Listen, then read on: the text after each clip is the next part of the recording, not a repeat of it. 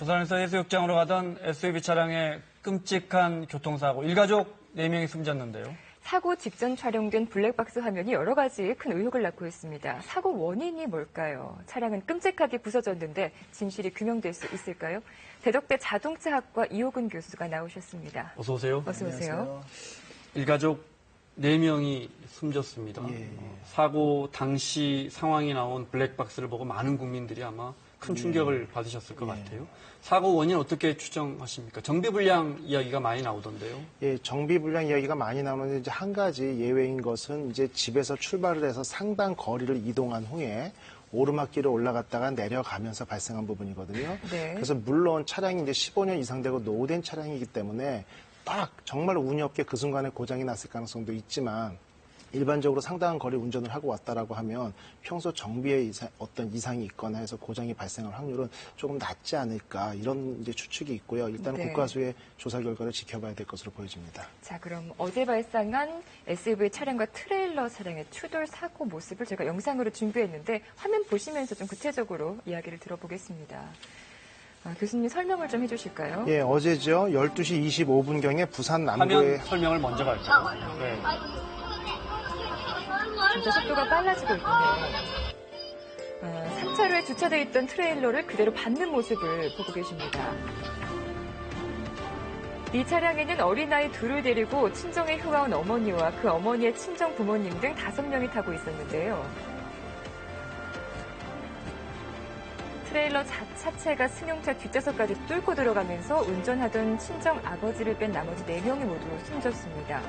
운전자 한 씨는 사고 당시 제동장치가 제대로 작동되지 않았다고 경찰에 진술했습니다. 경찰은 차체 결함 여부 등 사고 원인을 기리기 위해서 국립과학수사연구원에 사고 차량에 대한 감정을 의뢰했습니다. 자, 사고 경위부터 한번 되돌아보겠습니다. 저희가 지도를 준비했는데요. 보실까요? 네. 예, 어제 오후 12시 25분경에 부산 남구의 한 주유소 앞 도로에서 일가족 5명이 찬 차량이죠. 이제 현대의 산타페 차량이 트레일러를 들이받았는데 사고 차량은 부산 남구 간만 사거리에서 간만 현대 아파트 교차로 쪽으로 이어지는 편도 3차로에서 3차선을 달리고 있었는데 네.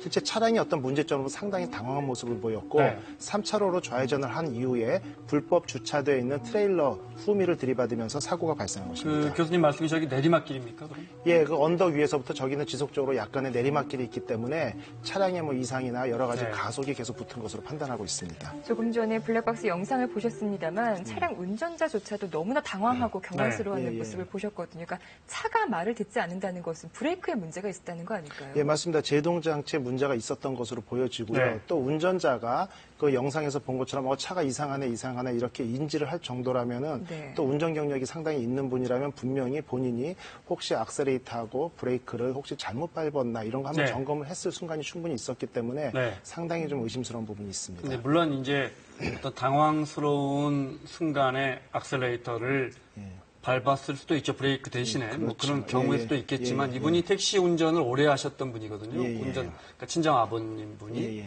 그래서 물론 뭐 국가수 조사 결과를 예, 봐야겠지만 그다음에 하나 더 여쭤보겠습니다. 이게 이 차가 2002년식입니다. 그러면 신차 출시 후에 뭐 빚어지는 차량 결함 그 원인을 따지기는 어려운 거죠. 그렇죠. 보통 이제 차량의 그 설계나 제조 결함, 제작 결함 같은 경우는 출시 이후에 각종 부품의 어떤 부족함이나 이상 유무 이런 부분에 따라서 사고가 발생을 하거든요. 네. 그런데 이 차는 이제 15년 이상 지났기 때문에 네. 실제 어떠한 부품이 고장 났는지 원인이 찾아진다 하더라도 메이커 입장, 그리고 제조사 입장에서는 AS 기간이 충분히 지났고 본인 차주의 관리 소홀이나 관리 부주의로 결론이 날 가능성이 상당히 많기 때문에 네. 상당히 좀 안타까움이 좀 계속 그 말씀은 있습니다. 그러니까 신차가 갖고 있는 문제점은 아닐 테니까요. 예. 이게 뭐 한 15년 된 차량이니까 그렇죠. 오래된 예, 예. 차량이니까. 예, 예.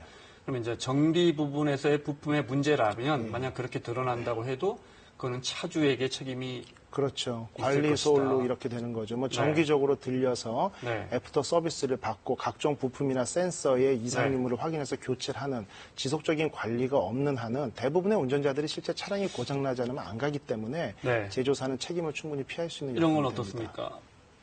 차량이 분명하게 누가 봐도 갑자기 속도가 붙었고 제동이 되지 않았습니다. 급발진 가능성도 있을 것 같은데요. 예, 이런 경우에 제조사가 책임져요. 그렇죠. 급발진 네. 가능성에 대해서는 제조사가 책임을 당연히 져야 되겠지만 아쉽게도 여지껏 급발진이라고 판명이 돼서 제조사가 100% 책임을 지는 판례가 없고요. 왜냐하면 운전자나 피해자가 급발진이라는 걸 100% 증명을 해야 됩니다. 네. 근데 그러기에는 여러 가지 장비나 인프라나 이런 조사 여건이 어렵고 이번 네. 사건 같은 경우도 CCTV 분석을 통해서 혹시 브레이크 등을 완전히 밟은 게 증명이 되면 좋은데 실은 이 부분도 좀 민망스러운 게 예전에 한번 그 자동차 관련 교수님이 브레이크 등이 분명히 밟히면서 지하 주차장에서 사고 난 수입차 차량의 사고가 있었는데 네. 그때도 제조사 입장에서는 브레이크 페달과 악셀레이터를 동시에 밟았다 착각을 했다 이런 변명을 통해서 벗어났거든요. 네. 그렇기 때문에 실제 이걸 증명하는 것은 상당히 좀 어렵다고 보여집니다. 차량 뭐 기록 장치, EDR 이런 건 안 붙어 있는 거죠. 그렇죠. EDR이 이제 달려 있다라고 하면 그 분석을 통해서 사고 직전의 차량의 속도, 브레이크나 안전벨트 착용 여부 이런 것들을 확인할 수 있는데 네. 아쉽게도 이 차량에는 EDR이 장착되어 있지 않습니다.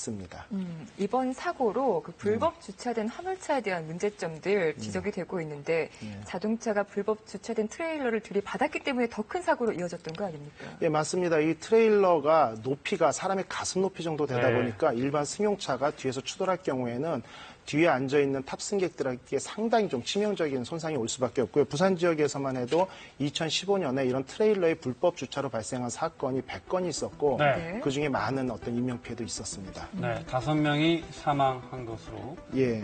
기록에 나오는데요. 자, 앞으로 국가수에서 어떤 점들을 밝혀내야 될지 국가수에서는 어떤 점들을 검사를 합니까? 실제 조금 전에 말씀하신 뭐 EDR이나 CCTV 자료가 있다면 그것을 우선적으로 해야 되는데 네. 경찰청에서는 결국 이제 제동이 안 돼서 차가 지속적으로 달려갔고 추돌 사고가 발생한 것이기 때문에 경찰에서의 국가수에 대한 요청사항은 제동 장치 결함에 대한 요청을 했기 때문에 네. 결국 브레이크나 각종 제동 장치에 대한 결함 여사 이 부분이 가장 우선될 것으로 보여집니다. 말씀하신 것처럼 설사 제동 장치의 결함이 드러난다 하더라도 제조사에 묻기는 쉽지는 않다. 예, 그렇습니다. 책임을 예, 맞습니다. 자, 이 사건뿐만이 아니라 사흘 전에 부산 해운대에서는 17명의 사상자를 냈던 자동차 질주 사고가 있었죠. 화면 보시겠습니다.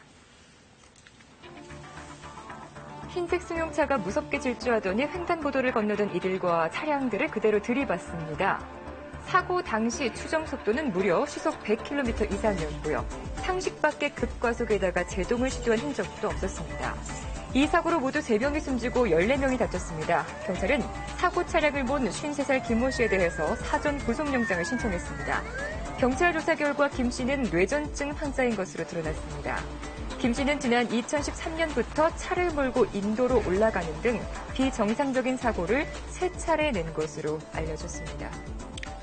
저희가 찾아봤더니 도로교통법에는 예. 정신질환자, 알코올 중독자, 그리고 이제 뇌전증 환자, 예, 예. 뭐 흔히 예전엔 간질이라고 불렀던 그렇죠. 이런 예. 뇌질환이 있는 분들은 기본적으로 운전면허 발급이 안 되더라고요. 예, 근데 맞습니다. 어떻게 이런 경우가 이 부분이 정의 내리기가 어려운데 운전면허를 신청을 할 때 본인이 그런 질환이 있으면 그 항목에 체크를 하게 돼 있습니다. 네. 스스로 본인이 체크를 해야 그렇죠. 한다고요? 본인이 이제 자수라는 거죠. 네. 체크를 해서 나는 이런 질병이 있다라고 하면 운전 적성 검사 위원회에서 의사하고 위원들이 같이 판단을 해서 면허증 발급 여부를 보이게 되는데 결국 그 부분을 체크를 안 하고 넘어가게 된다면 가려낼 방법이 없는 게 현재의 시스템입니다. 운전자가 뇌전증을 앓고 있었지만 지난달에 또 운전면허 적성 검사에서는 합격을 한 거예요. 네. 통과가 된 겁니다. 예. 스스로 체크를 그럼 하지 않았다는 얘기예요. 그렇죠. 체크를 안 할 가능성도 있고요. 뭐 네. 이제 일부 보도에 보면 체크를 했는데 간단한 적성 검사, 앉았다 일어났다 손 피고 쥐고 이 정도의 네. 검사를 통해서 일종 면허를 취득했다고 합니다. 네. 결국 아까 말씀하신 것처럼 뇌전증이나 치매, 조현병 등은 본인이 알아서 신고를 하게 돼 있는데 그게 안 하면 어려운 점이 있고요. 또 한 네. 가지는 저혈압 쇼크로 당뇨병 환자 같은 경우 상당히 위험성이 있는데 네. 이 부분은 아예 빠져 있다. 네. 제도적인 문제점이 있는 것이죠. 이런 경우 어떻습니까? 일정 정도 이 사람은 이 운전자는 운전하기는 어렵겠다 이런 증세가 있어서 그러면 병원에서 그것을 운전면허 관리하는 경찰청에 신고하는 걸 의무화하는 이런 규제는 어떨까요? 그렇죠. 미국과 영국 같은 경우는 운전자의 건강이 실제 우리도 운전면허 한번 발급받은 다음에 5년이나 10년 후에 갱신하지 않습니까? 네. 그 사이에 어떠한 신체적인 변화가 있을 수도 있고 또 네. 병이 얻을 수도 있기 때문에 그러한 부분에 변화가 생기면 제3자나 의사가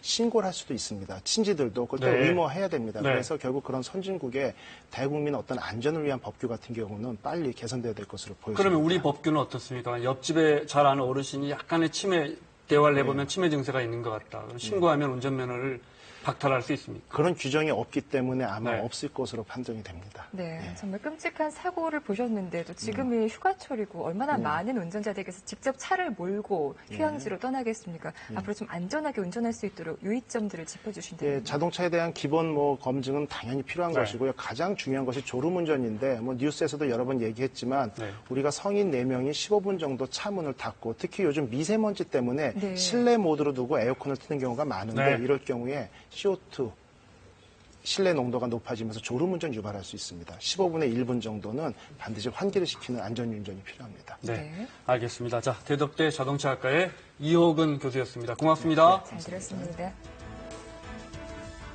자, 뉴스 집중 오늘 순서 여기까지입니다. 저희는 내일은 새누리당 당대표 경선 토론회 중계로 하루를 쉬고 모레 다시 찾아뵙겠습니다. 고맙습니다. 고맙습니다.